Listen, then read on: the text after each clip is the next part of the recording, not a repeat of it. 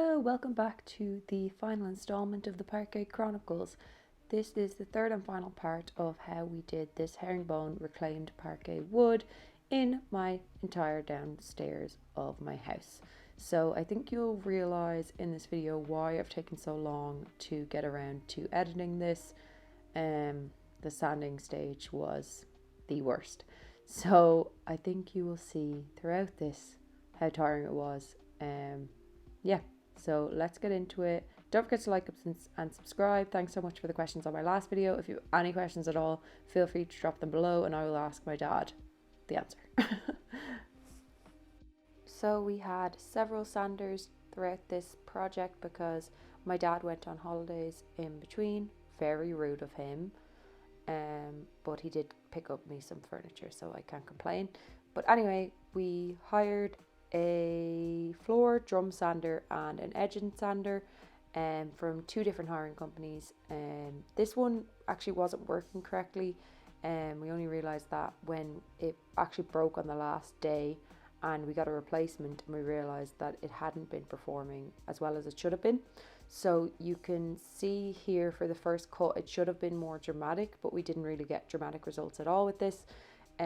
So yeah, it added a lot of time to our project just because we didn't realise that it's very hard to know like if something isn't working if you don't do this as your day-to-day job. As you can see there, the sanding paper all ripped up. I think maybe it got caught in a nail on the ground or something. There was loads of nails in the ground, but there wasn't any in the teak, so I'm actually not sure what happened there. It might have just become loose and then ripped itself up. But putting the sanding paper on the drum actually took so long. I was really bad at it. It was really fiddly. But yeah, so here's my dad sanding the teak, and as you can see he's going over and over it and it's still pretty dirty, and the teak is actually the cleaner wood of the two, but teak, because it's a harder wood, it's more difficult to sand, so it's much more muchness. But this machine was so loud you'd swear you were like, I don't know, it sounded like a load of banshees. It was horrible.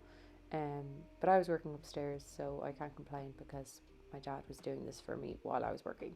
Thank you so much, Dad, love you. So he's going over the floor that meets the hall because my dad is allergic to saddle bars. Don't mention the word to him. He gets very upset at the mere suggestion of a saddle bar of any kind. So yeah, I'll just warn you about that. So then you can see my dad had done the middle room here, and my dad's teaching me how to use the machine one weekend. It's like when I learn something from him, it's the same thing. I'm like, Dad, I need you to teach me how to do it. And then as soon as I know how to do it, I'm like, okay, go away now. I want to do it myself. And then I'll break and I'll be like, Dad, come back, Dad, I need your help. And that's just the like cycle, and it happens over and over again. But yeah, so at this point I want him to go away because he's just watching me work and telling me I'm doing it wrong. But like, I'm going to continue to do it wrong, you know. Those knee pads were a godsend, by the way. We had been working on the floor and I didn't have them in the beginning, and my knees were just wrecked. So I would recommend to a friend to get some knee pads if you're doing any kind of floor work like this. So yeah, with the sander you go in straight lines one direction and then you turn around and go the opposite direction so that you can get the parts you've missed. So you can see all along the back wall there we're missing it because the machine, it can't go back there with me, you know, walking it back.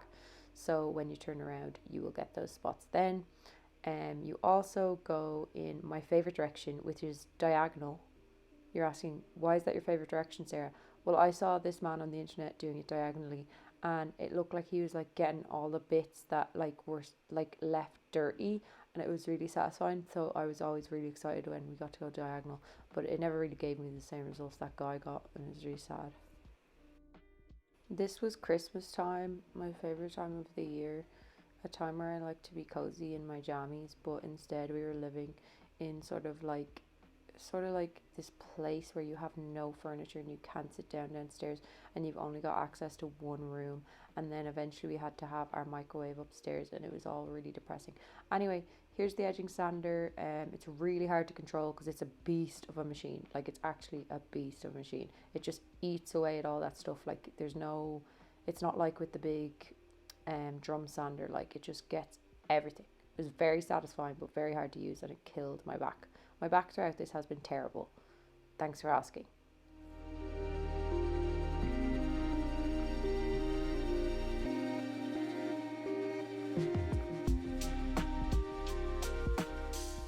My dad did most of the edging sander and I did a lot of the floor drum sander because I couldn't keep this under control. You can see I'm going over the same spot over and over. You're not meant to do that. I'm sure my dad gave out to me, but like rules are for breaking. So yeah, I did more of the floor sander because I wasn't able to control this because I'm just a little girl, you know what I mean? So here my dad is changing the paper for me because I'm incapable. I think he's doing it for me. No, he's doing it for himself, I think. Anyway, there's the diagonal. Look at that. Oh, it's my turn. Yay. There's the diagonal. And it actually is, it's coming up good results there, I think. Oh, look at that. That's really satisfying. We actually changed the setting on this. We realized that we could go a lot deeper with it. This is where we got a replacement sander actually, and it was the final day and we got so much of the dirt off, like so much. So with all of the sanding, we went from a really heavy grit to a finer grit, but all of the sanding you've seen so far would have been with the heavier grit. There's a lot of bitumen or tar or something on the top of these boards, so yeah, we had to do an awful lot with the very heavy sandpaper I should say. I was sitting on the ground there. Don't get it twisted. I worked very hard, okay? Don't even start. I can see the comments now. Well done, Paul. Well done. The floor looks fabulous. I did a lot of work. This is just one clip. One clip.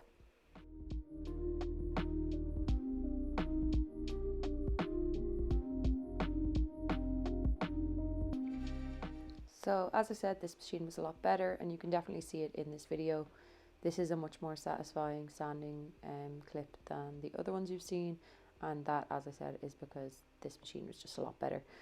We knew straight away it was a lot better because I actually couldn't control this machine without taking lumps out of the floor. So my dad had to take over this job because I was causing more damage than I was helping. So sometimes you have to admit defeat.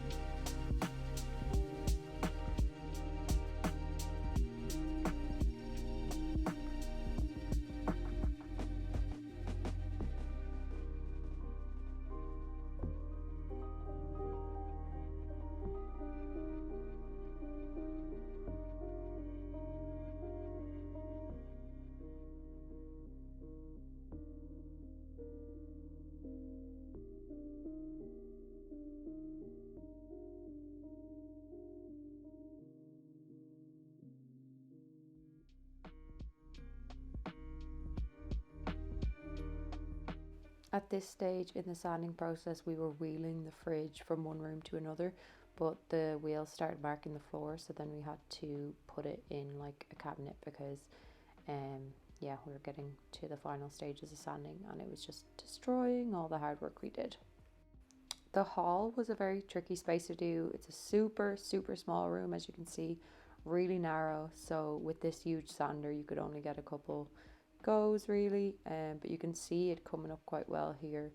You can see where it's shiny is where the sander isn't getting it to it because the boards are obviously at different levels. So my dad's talking to me here. He's probably just telling me like what an amazing job I'm doing and how I'm his favorite person in the world, and just like, yeah, I think I remember correctly, that's what he was saying. Just that he's like so proud of me. Probably saying like I'm the most smartest, talentedest person in the world, maybe. Or he was asking me if we were going out for lunch. I'm not really sure. Don't really remember.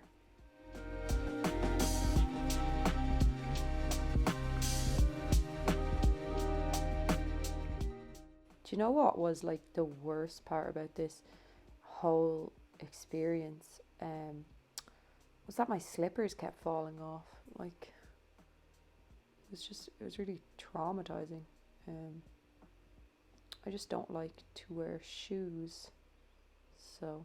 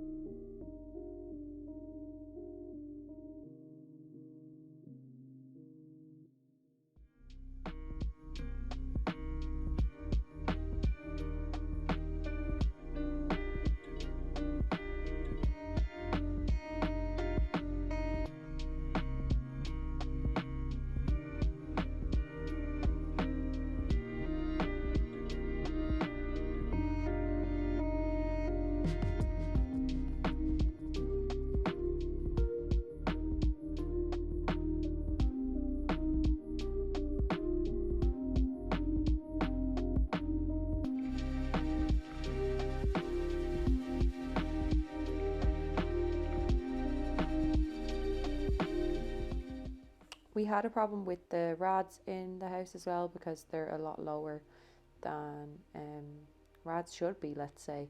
So I'll show you how we sorted that problem as well later on.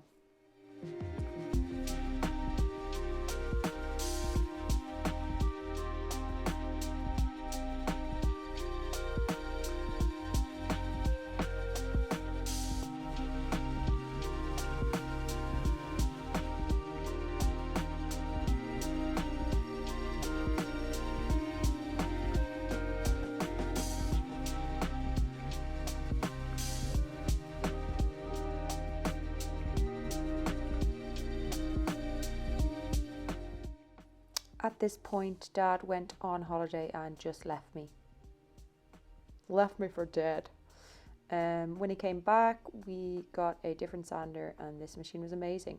The other machine, you had to sort of like drop the paper. I don't know how to explain it, but basically like you had a lever and you like drop the paper to the floor, and you had to gently take it back up so you didn't like sand in one spot for too long. Anyways, I told you that I redid the porch, so Dad cut them down to perfect squares, and I laid them out again and did a simple border all the way around with just one parquet piece. Then my dad used the edging sander in here. It's a tiny porch, and look at this reveal. It's amazing.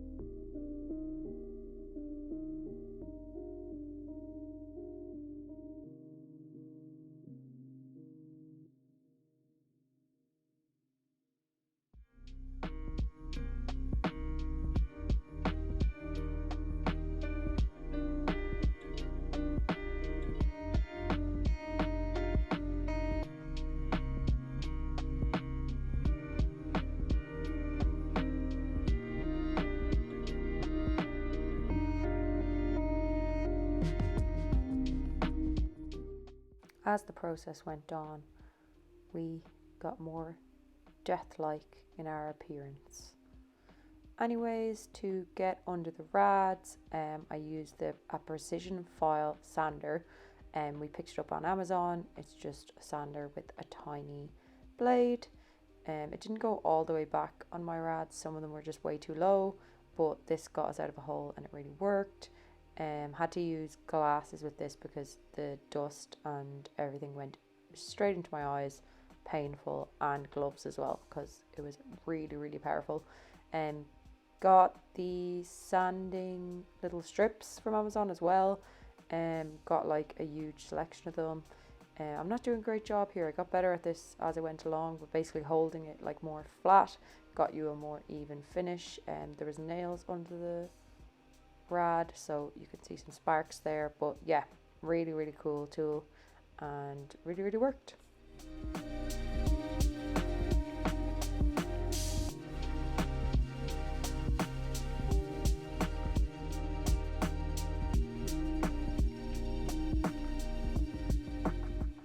For the corners, I got the Most Magic Christmas gift from my mum and dad. I got a Ryobi multi-tool, so I used it with the little triangle sanding attachment, and I just got some sandpaper for that. So super rough sandpaper at first, and then went to the finer sandpaper to get a good finish, and this was brilliant for all of the corners. I needed this for the corners in the rooms as well because the edging sander was too big. Then also we had these like roll plugs all over the floor. I just used a nail to pull them out. We had lots of nails as well that we had to get out. And yeah, there's lots of holes left behind from all this. So this is where we were at then with most of the filling done. I got a 2-pack wood filler to fill any of the bigger gaps because I was worried about the mix and fill not working. This was a huge mistake. Don't do this bit, because basically you could see where I had used this filler all over. Yeah, it didn't really take, like, it just sort of took away from the finish, so I wouldn't recommend it. I did get some like coloured filler for the teak, and that worked out perfectly. For the bigger gaps, there's some bigger gaps in the teak because we cut off the tongue and groove on those, but we didn't on the oak, so they were more secure, let's say. Now it's time for mix and fill. Over to my dad to explain. What we're doing, Dad. Okay, we're just mixing. Show us your product. Sawdust, and I had some that I was using earlier that hopefully is still soft enough to use in this. And we just. So that's bone and mix and fill. Mix and fill. You can see it there.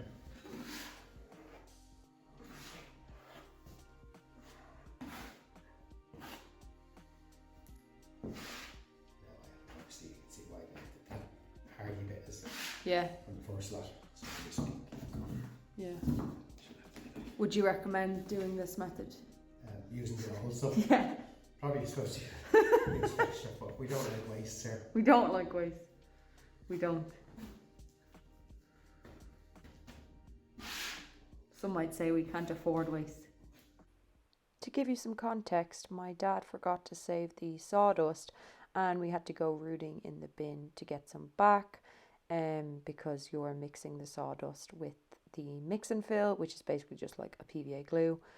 But yeah, that is why we can't afford waste on this.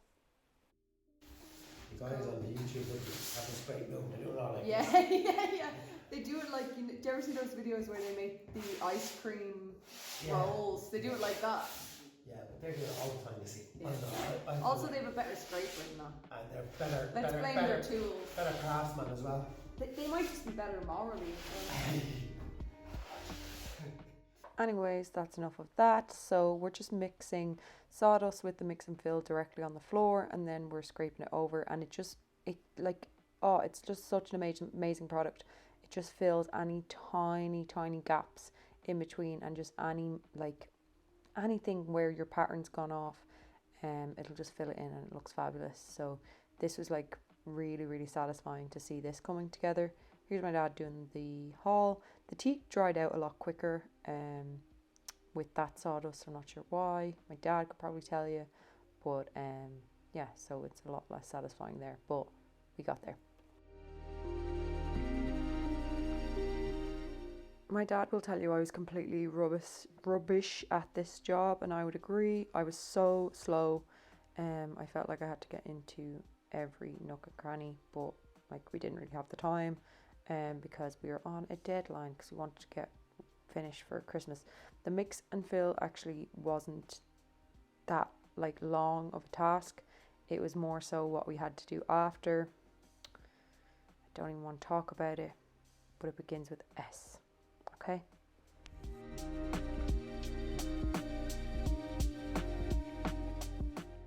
As I was saying earlier, this machine is a lot easier to use, and basically you just lifted it up when you're about to start and drop it down gently, and then when you're at the end of the row, lift it up again. So yeah, there was no like lever that you had to pull or anything. So here we're sanding off the mix and fill with a super fine grit sandpaper I should say.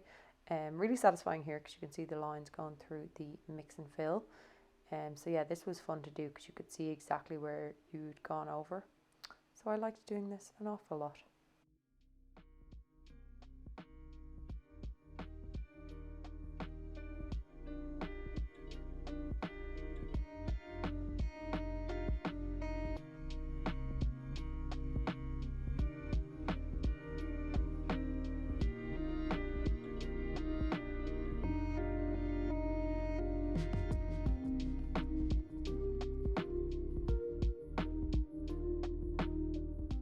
So here I am back in the old corridor of doom, my favourite place in the world. We had to use a lot of filler out here because there were a lot of gaps, so I was using just the small hand sander and I was scraping off like big chunks of filler. We had to use a lot of filler because there was like the border is so big, and yeah, I can't remember, but let's just go with that.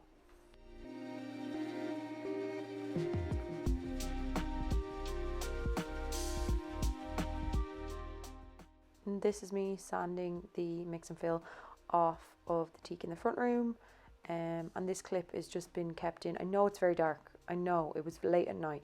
This is just kept in to show that I did an awful lot of this work, okay?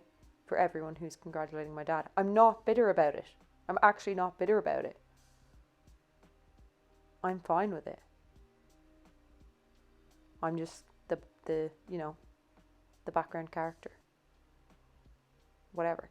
Anyway, here I am using the edging sander and a fine grit sanding paper to get the mix and fill off of the porch. I also use some of the normal filler here, so I'm really not happy with the finish in the porch, so I'm hoping I can like colour some of the normal filler at some point, but I'm not sure how I will do that because it's obviously been sealed and stuff, so I'm not sure. If you have any suggestions, please drop them below. I would love that.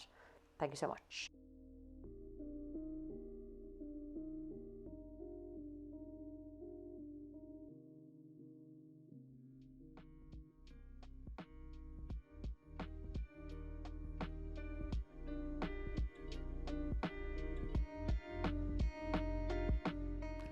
Okay, so next up is another type of sanding, but with a much quieter machine. So I was happy to move on to a new step in the process.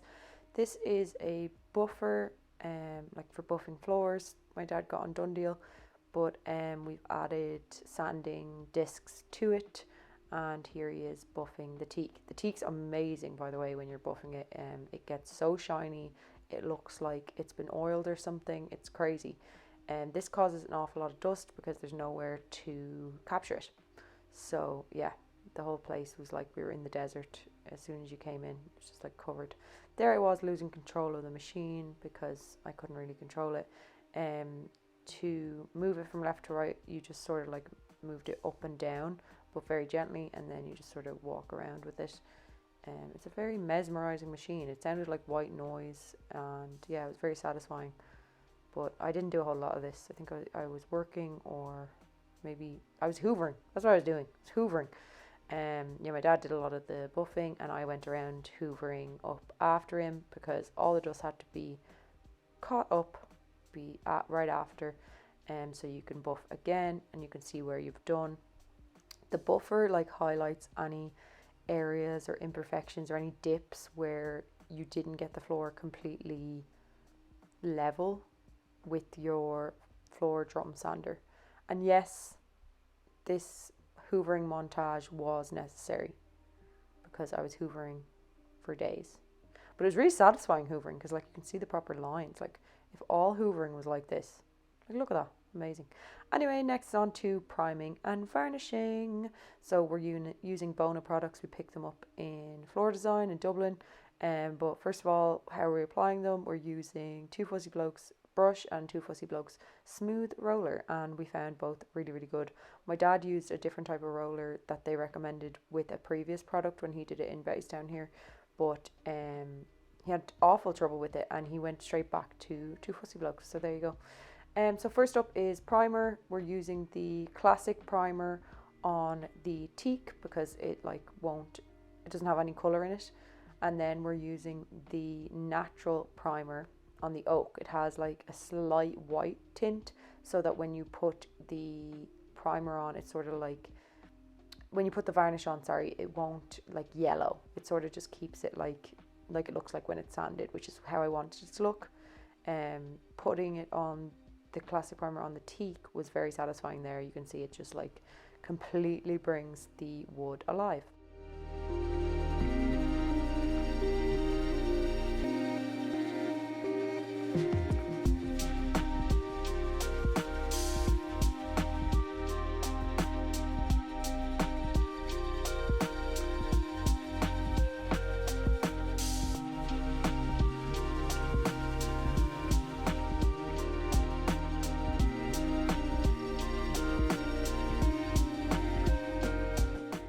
This was the day before Christmas Eve when we were finishing up the varnishing. This is our second layer of varnish going on here.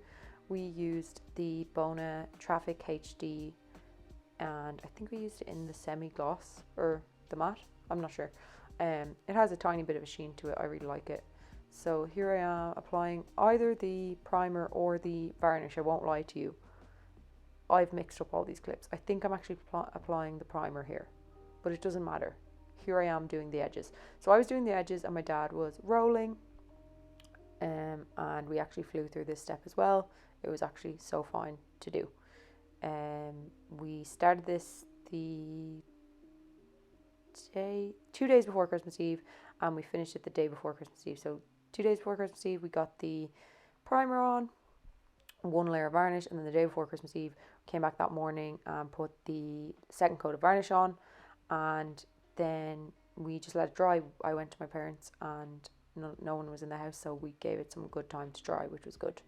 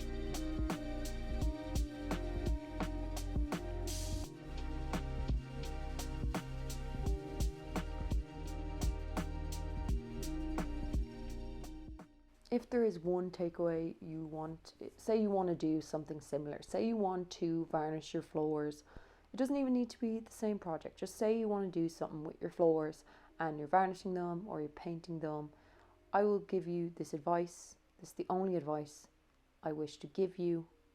Please remember to check you have your keys, to check you have everything you need, and that you're not about to completely just trap yourself in a corner with nowhere to go because it's dry. Please remember that. Haven't figured it out already. This is me running into the house to get my dad's keys, coming back, and rolling my footprints as I go. I actually just found the socks from this, and they did not make it. They did not make it. So, for the love of your socks, please remember your keys.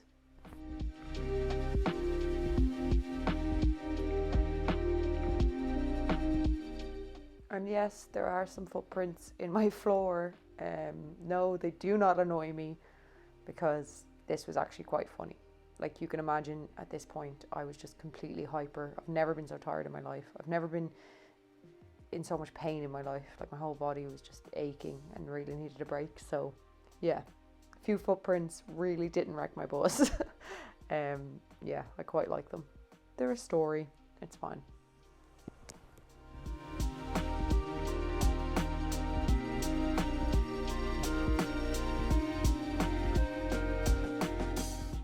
Okay, here's a reminder of how we started when the parquet was laid all out.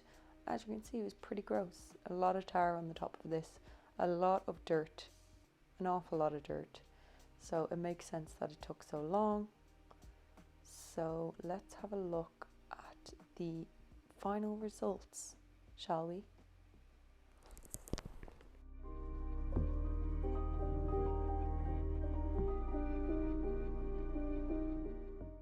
I'm just messing with you.